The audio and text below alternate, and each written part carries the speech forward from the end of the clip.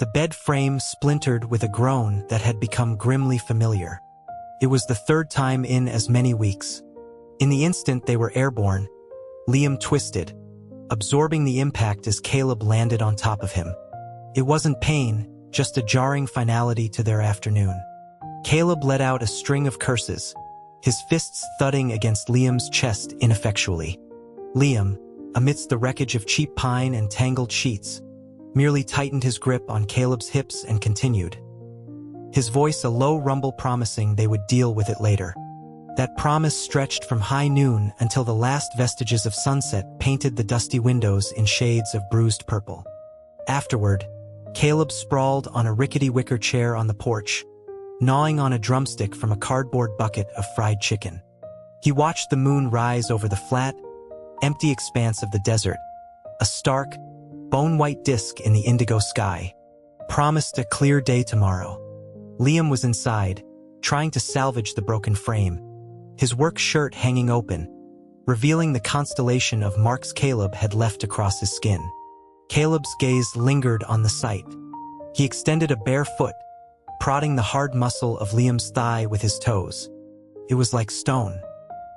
He slid his foot higher, toward the softer flesh on the inside, but before he could trespass further, a rough hand clamped around his ankle, calloused fingers tracing idle patterns.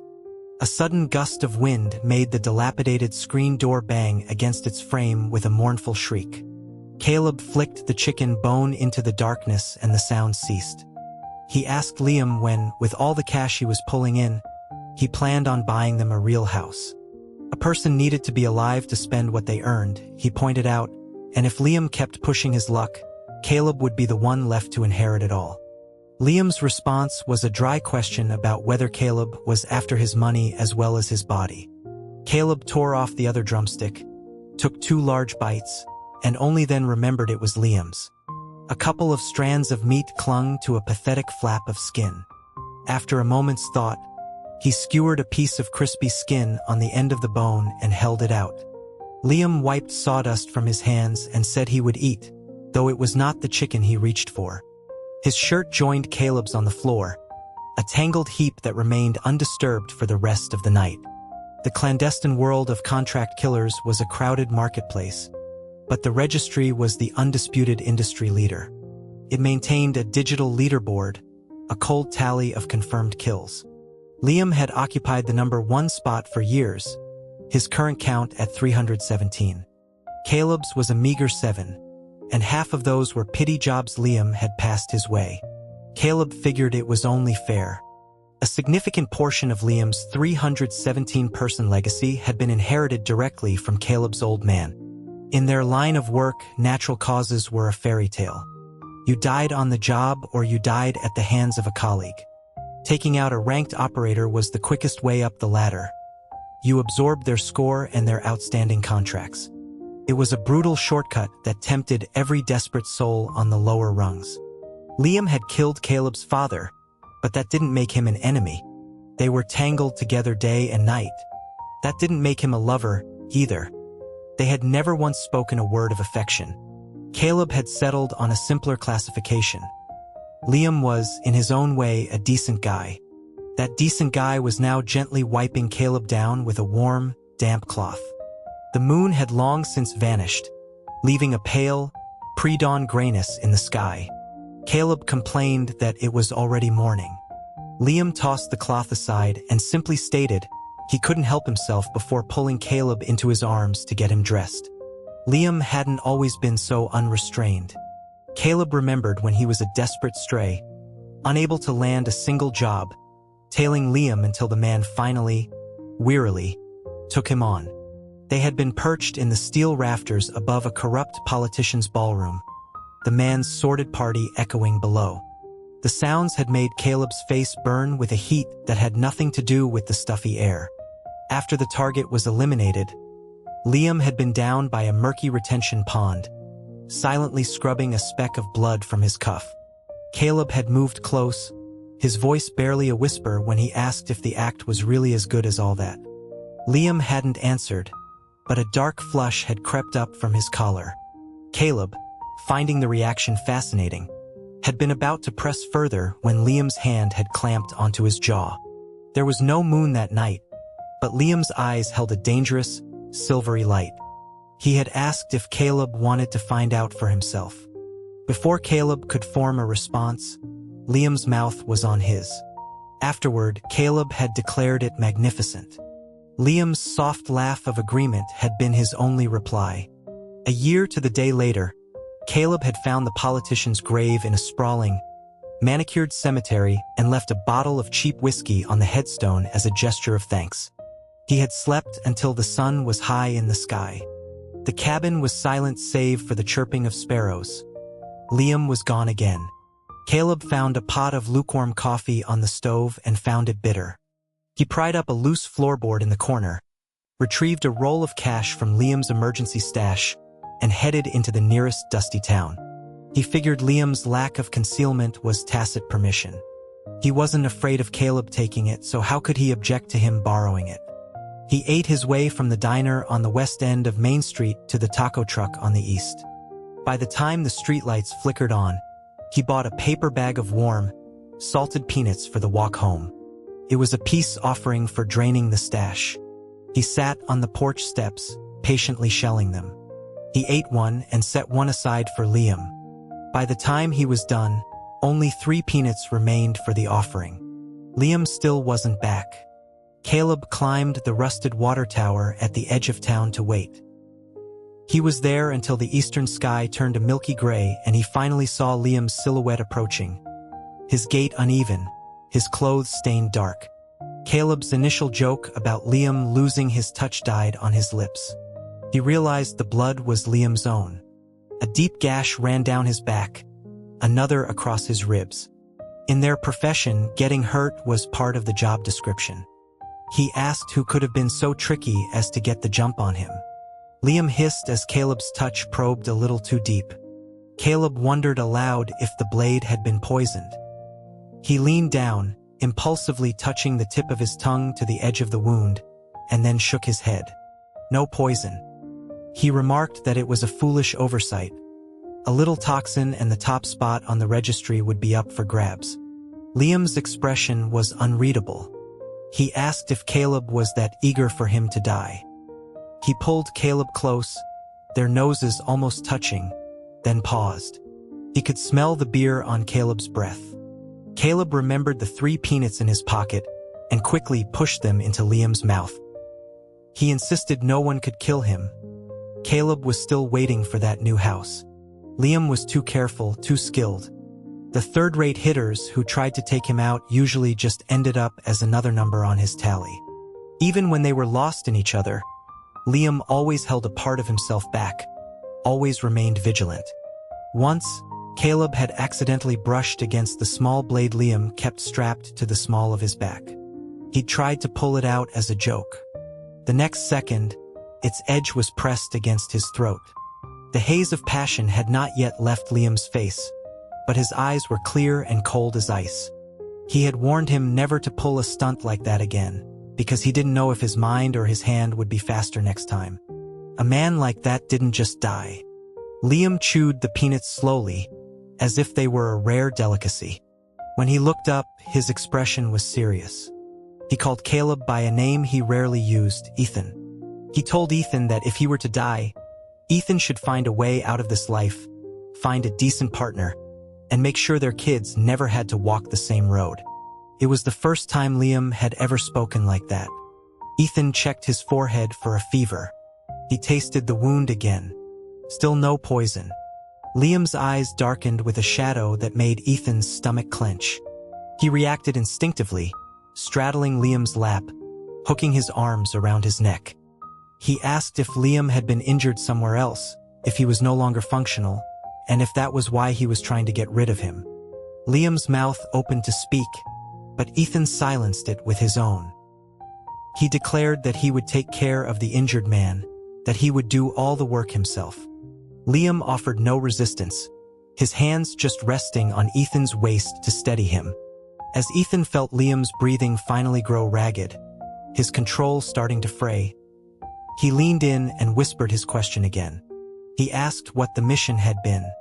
The haze in Liam's eyes vanished, replaced instantly by a chilling clarity. His hand clamped onto the back of Ethan's head, and he kissed him with a desperate, silencing force. Ethan let it go. If he didn't want to talk, he didn't have to. Later, with Liam breathing the shallow, even breaths of sleep beside him, Ethan heard a faint, sharp sound from outside, were followed by a soft thud. He held his breath, waiting, and when he was sure Liam was still asleep, he slipped from his embrace. The yard was bathed in moonlight. Embedded in the trunk of the gnarled, ancient oak tree by the gate was a custom-made steel dart. A tightly rolled piece of paper was attached. 3A. The alibi. It was a direct summons from the head of the registry, Henderson. Standard jobs came through encrypted channels. A direct summons was for something critical or something ugly, and Liam was in no shape to go.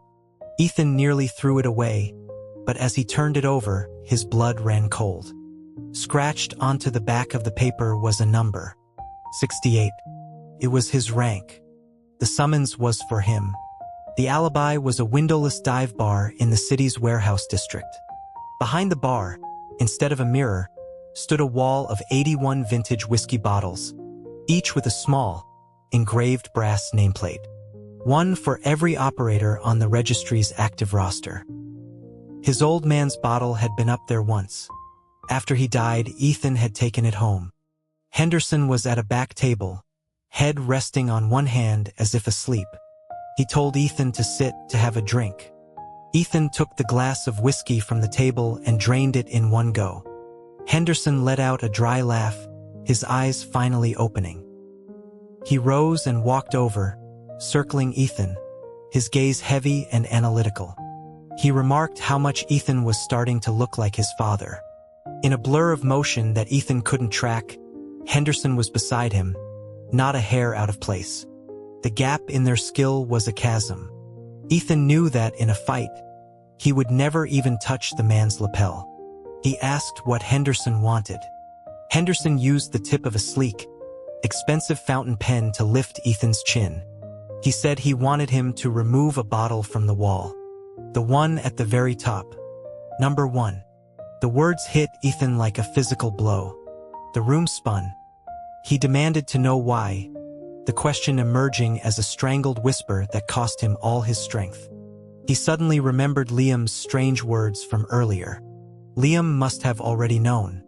Henderson explained that Liam had taken an outside job, working with some unsanctioned vigilante group. The registry, he explained, had a certain balance to maintain. Ethan knew what that meant. He argued that Liam was loyal, that he would never betray them, that he'd been with Henderson for 16 years, since he was just a boy. He found himself on his knees, pleading. For a flicker of a second, Henderson's cold facade softened with something that looked like nostalgia. He murmured that Ethan was so much like his father. Then the mask was back in place and he kicked Ethan away. The world wasn't black and white, he said. There were shades of gray, a necessary harmony. Those who tried to disrupt that harmony could not be allowed to remain. It was an order from on high. Ethan's last hope crumbled into dust. He couldn't do it. He told Henderson he couldn't do it. He loved Liam. Henderson's voice was like chips of ice. He said Ethan was the only one who could. Coming from him, it would be clean, dignified. If the higher-ups sent their own people, it would be messy. And Liam's 2 younger sisters, the ones he'd set up in a quiet town in Oregon, they wouldn't be safe.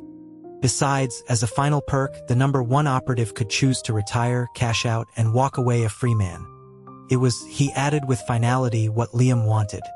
Henderson gave him 3 days. When Ethan got back to the cabin, a thin plume of smoke was rising from the chimney. Liam was making that awful, watery coffee again. Ethan sat down and poured a mug, drinking it down with loud gulps. He noted with a forced smile that Liam had used sugar. He asked if Liam was trying to sweeten him up because he'd taken the initiative the night before. Liam hissed in pain. Ethan immediately put the mug down. He insisted on seeing the wound, pulling Liam's shirt open despite his protests. The gash had split open again. Liam buttoned his shirt, stating matter-of-factly that it had happened when Ethan was thrashing around on top of him. Ethan scoffed, claiming it hadn't even started to heal by then. Liam sat down with his own coffee, his movements much more deliberate than Ethan's. Ethan picked at a loose thread on the tablecloth. He asked Liam if he wanted to mess around after they finished their coffee. Liam asked if that was the only thing on his mind. Ethan retorted that Liam seemed to enjoy it just as much. Liam didn't deny it, but he didn't agree either. He suggested they go into town instead.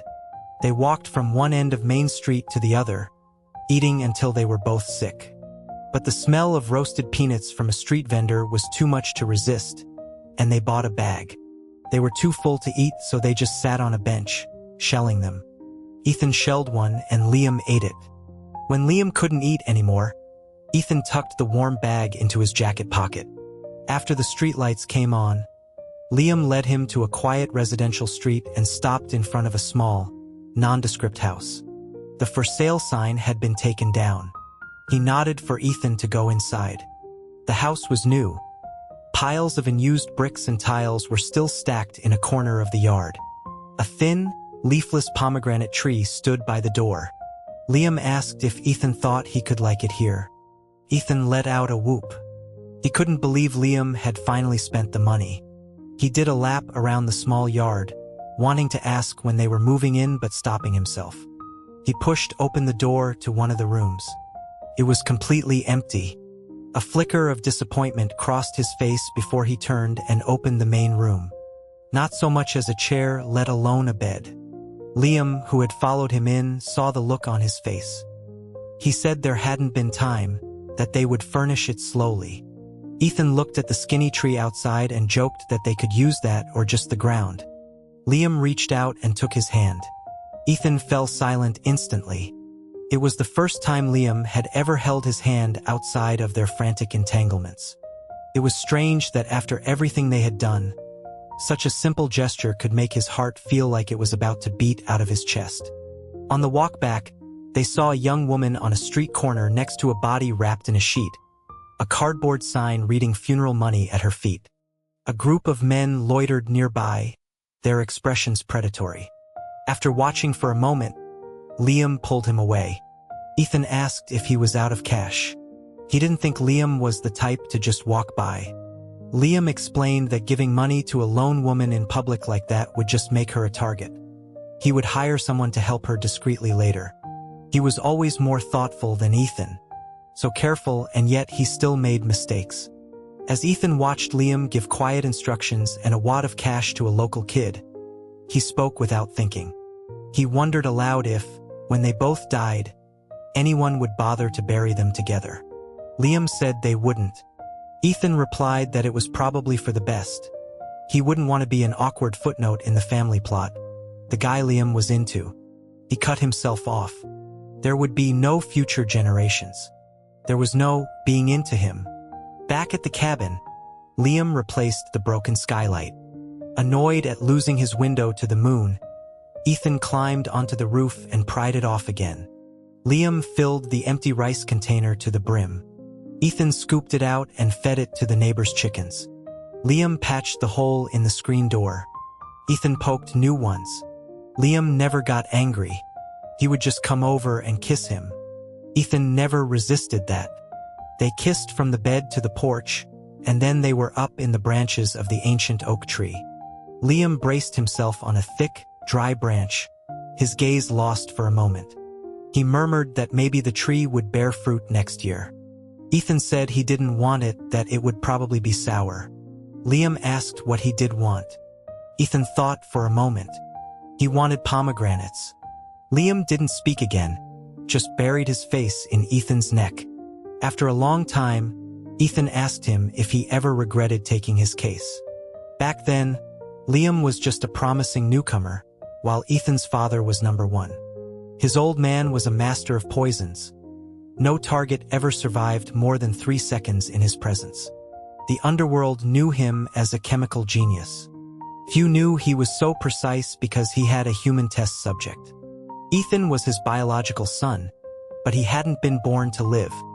He'd been fed a cocktail of toxins since infancy, and he grew up looking like something that had crawled out of a nightmare.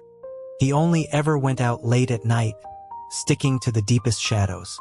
One of those nights, he ran into Liam, who was walking down the street, his clothes and his knife spattered with blood, casually tossing and catching a bag of peanuts. Ethan held his breath, but Liam spotted him anyway. Ethan thought he should scare him off. It required no effort. All he had to do was step out of the shadows. But Liam wasn't scared. He just tossed the bag of peanuts to him.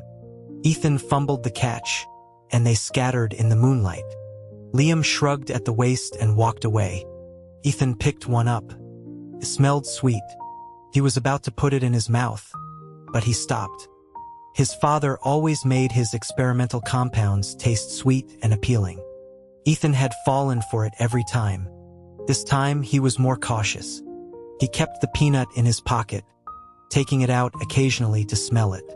By the fourth day, the sweetness was gone, replaced by a sour, rancid odor, poisoned just as he'd suspected. After that, he started seeing Liam everywhere. He guessed they were in the same line of work. One day, after surviving another of his father's experiments, Ethan took a penny he'd found and flagged Liam down. He felt like he was running out of time. He asked if Liam would kill someone for him.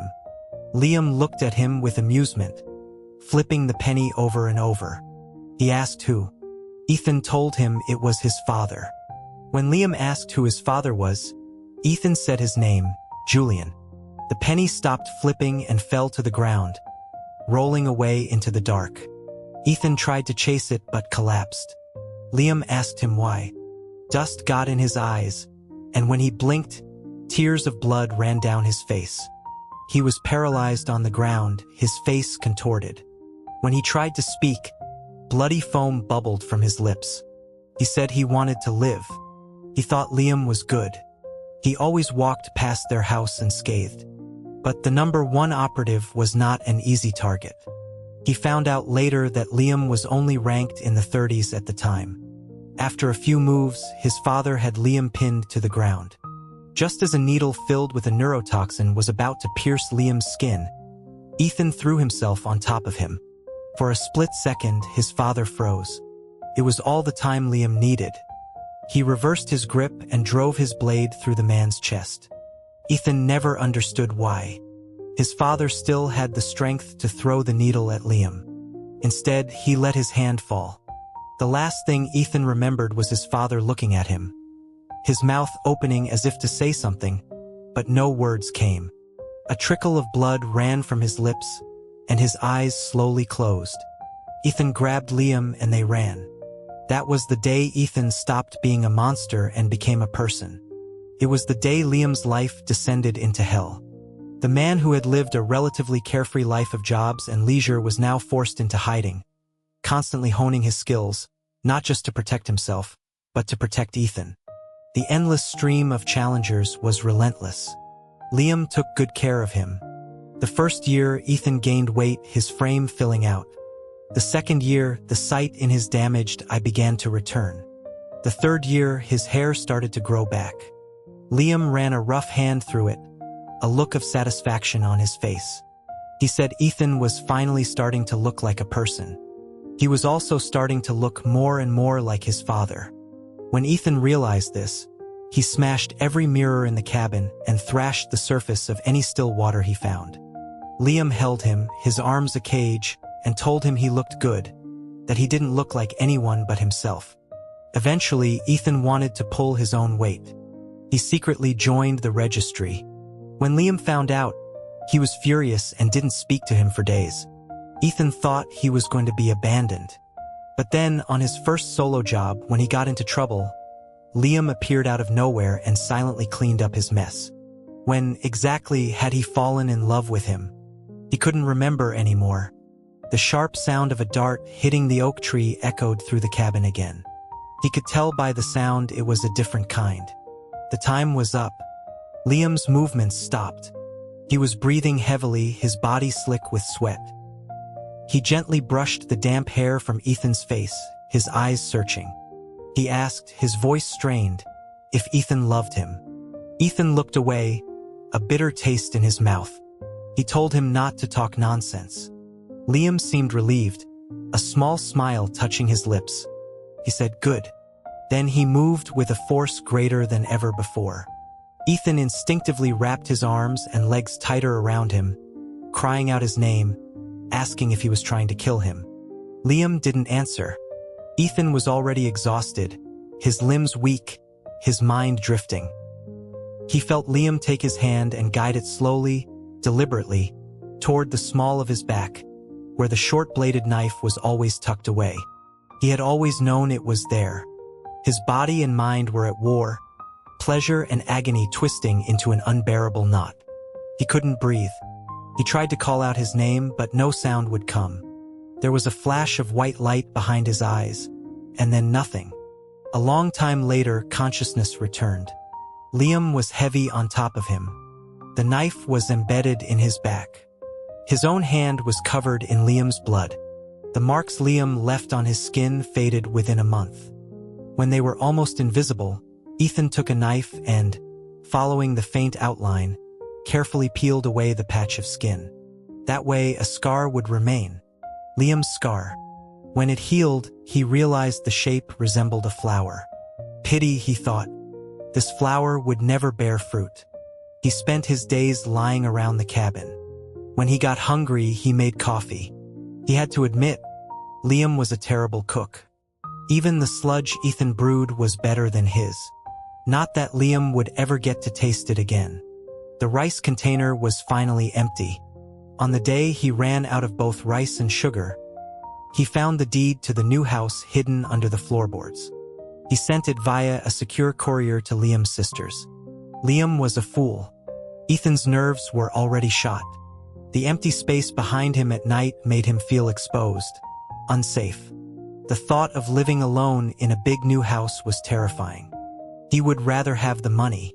Since Liam hadn't arranged for that, he didn't want the house either. Before he left, he repaired the skylight and cleaned the wicker chair and the bed frame. He patched all the holes in the screen door. He even bought a new padlock and locked the cabin door behind him.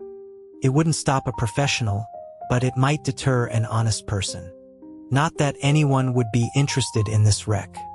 He walked to the edge of town. The sounds of the street vendors were a low hum. The sweet, smoky smell of roasting peanuts hung in the air. Autumn was a good season. He adjusted the brim of his worn baseball cap and disappeared into the crowd. The year he turned 20 was the most important of Henderson's life. It was the year he finally won over his childhood sweetheart, Sarah, and founded the registry. It was also the year he saved a man named Julian from being beaten to death by loan sharks in an alley. Julian had a natural talent, a frightening aptitude for violence. He absorbed everything Henderson taught him, and his skills grew at an astonishing rate. He quickly became his right-hand man. With other like-minded idealists joining them, the registry became a force for good, a brief, shining moment of vigilante justice. For 5 years, Henderson felt invincible. He had the woman he'd always dreamed of, a brotherhood of righteous men, and a purpose. They were Robin Hoods in a modern age. Then Sarah got sick. He realized too late that their high-profile activities had made them targets. Unable to get to him, his enemies had gone after his wife. By the time he found out, it was too late. Her system was flooded with dozens of designer poisons, each one counteracting the others. They wouldn't kill her outright, but they would keep her in a perpetual state of agony, a living hell. The antidote for one toxin was an accelerant for another. All he could do was watch her waste away. Julian brought him stacks of medical texts and worked day and night searching for a cure. He even went so far as to pay a prostitute to bear his child, a child he then used to test his experimental antidotes, hoping to find a single compound that could neutralize everything in Sarah's system. It was then that Henderson understood. Julian's feelings for him went far beyond brotherhood. He was secretly in love with him. Henderson never confronted him. He never said a word. He quietly accepted Julian's devotion, using his love, exploiting it. He would use anything and anyone at his disposal, even a fractured, desperate love. Sarah, who could never be a mother, couldn't bear to see the child suffer. One quiet night, she hanged herself. A part of Henderson died with her that night. The idealistic, righteous part of him was gone. A noble cause was a joke, an invitation for retribution. Only power and profit were real. Most of his original brotherhood couldn't accept this new philosophy and left. But Julian stayed. New, more mercenary members flocked to the registry, and it became more powerful than ever. But then Julian left him too. Henderson wanted to kill the boy, Ethan, and his partner. But Julian, with his last breath, stopped him.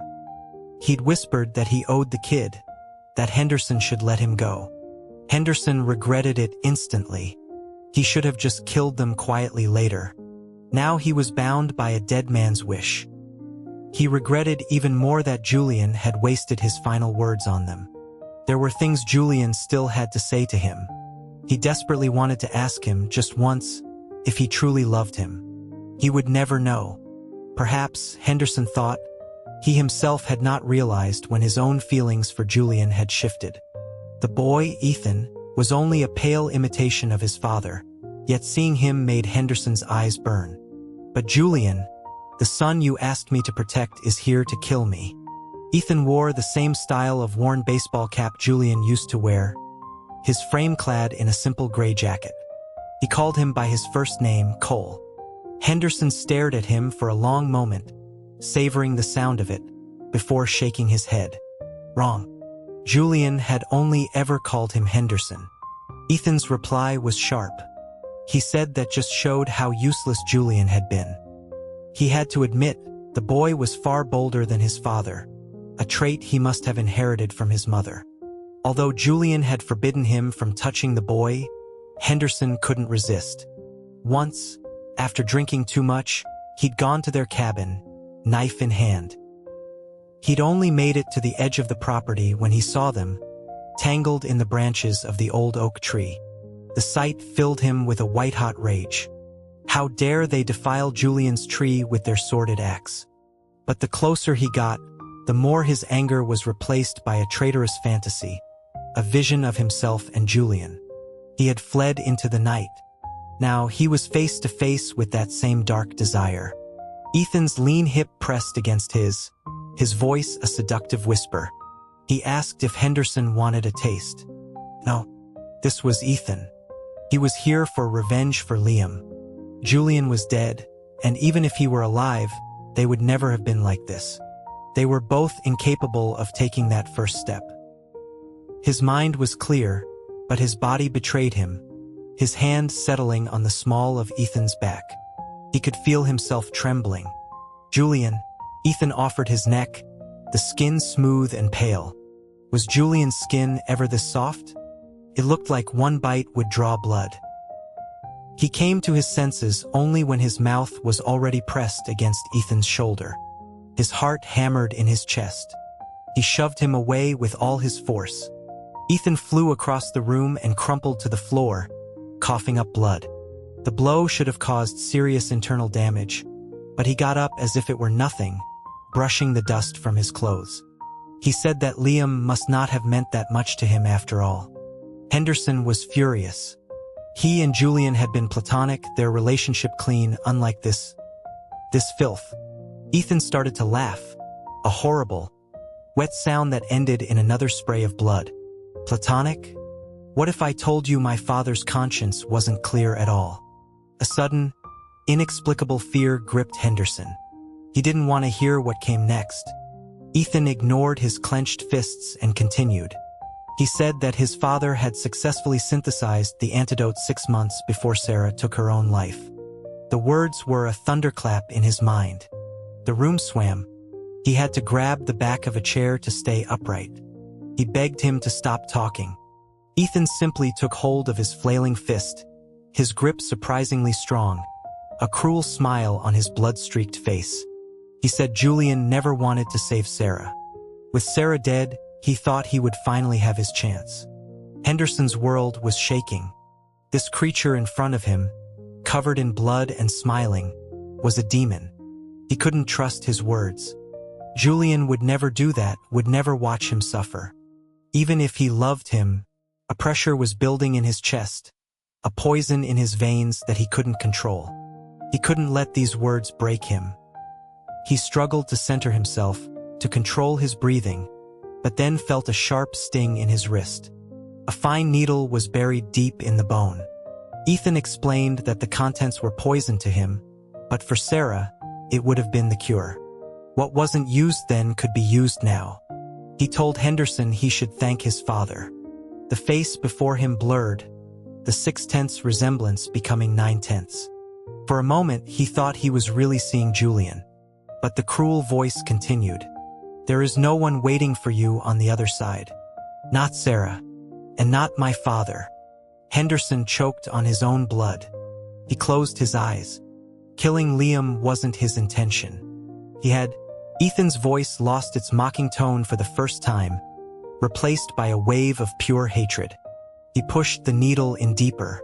You are the root of all of this. You betrayed your own ideals.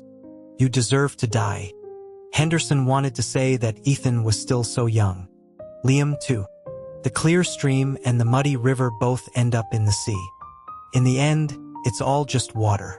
When he had found Liam, there had still been a flicker of life in him. In the end, Henderson had been soft. He hadn't finished the job. The man reminded him of himself when he was young. The man Sarah had loved. The man Julian had loved. He had moved him to a secluded cabin deep in the mountains, a place to put his younger self to rest. He never intended to tell Ethan. He had always preferred a psychological kill to a physical one. But as a man faces his own death, perhaps some of his former decency returns. He suddenly wanted to tell him, but by then, he could no longer make a sound. Let them find each other again, he thought. May their luck hold out. Hopefully, it will be a beautiful spring day, with the pomegranates in full bloom.